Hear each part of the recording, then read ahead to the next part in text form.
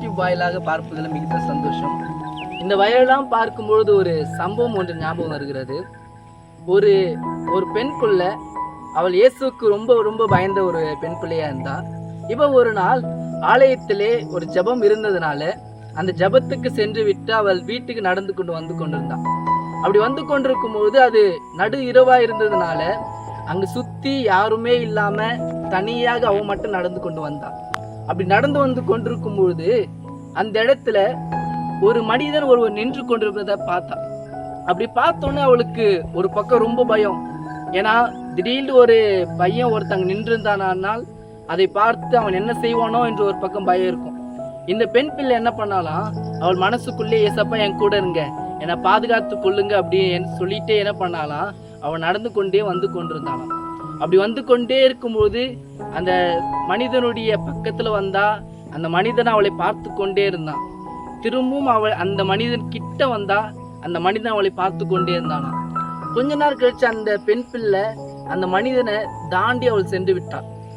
அவள் நடுராத்திரிலே நன்றாக தூங்கிவிட்டு காலையில எழுந்து நியூஸை பார்க்கும் பொழுது ஒரு அதிர்ச்சியான ஒரு விஷயத்தை அவர் பார்த்தார்.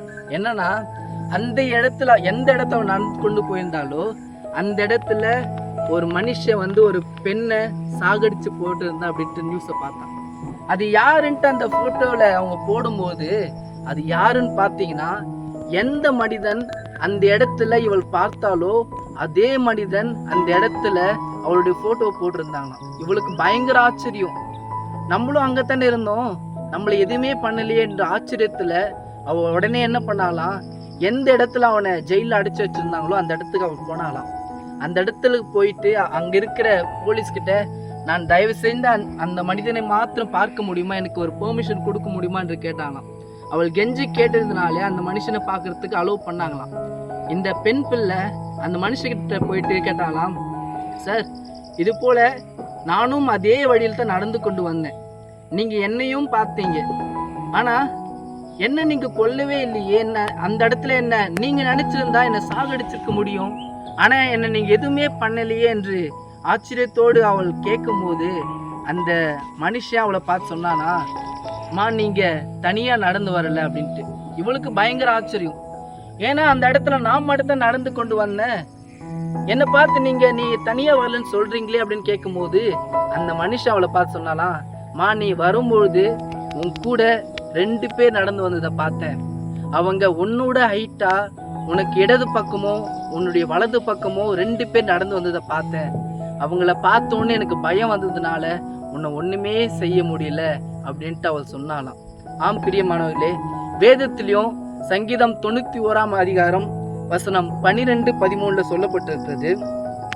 வசனம் 11 சொல்லப்பட்டிருக்கிறது, உன் வழிகளெல்லாம் உன்னை காக்கும்படி உனக்காக தம்முடைய தூதர்களுக்கு கட்டளையிடுவார், உன் பாதம் கல்லில் இடராதபடிக்கு அவர்கள் உன்னை தங்கள் கைகளில் ஏந்தி கொண்டு போவார்கள்.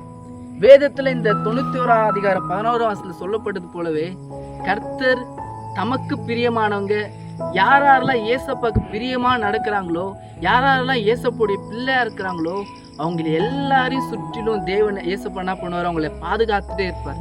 தன்னுடைய தூதரை வைத்து எப்பவுமே அவங்க கூட இருப்பார். ஒருவேளை இதை கேட்டுக்கொண்டிருக்க நீங்க, ஒருவேளை நீங்க தனியா இருக்கலாம், ஒருவேளை யாருமே இல்லாம நீங்க தனியான ஒரு இடத்துல நின்று கொண்டிருக்கலாம். ஆனா ஒன்று நல்லா ஞாபகம் வச்சுக்கொள்ளுங்க, உங்க கூட உங்களை பாதுகாக்கும்படியாக இயேசு கிறிஸ்து தம்முடைய தூதரையே உங்கள் அருகில் வைத்து கொண்டிருப்பார். ஒருவேளை உங்க கண்களால் அவங்களை பார்க்க முடியாமல் இருக்கலாம், ஆனா உங்களுடைய வாழ்க்கை இறுதி முடியும் வரையில் உங்க கூட ஆண்டவர் தம்முடைய தூதரை வைத்திருக்கிறார், அவரும் உங்க கூடவே இருக்கார். அதனால் கவலைப்படாதீங்க, உங்க சூழ்நிலை என்ன வந்தாலும் சரி, நீங்க தனியா இல்லை, உங்க கூட ஆண்டவர் எப்பவுமே இருக்கிறார். கர்த்தர் உங்களை ஆசீர்வதிப்பாராக. God bless you.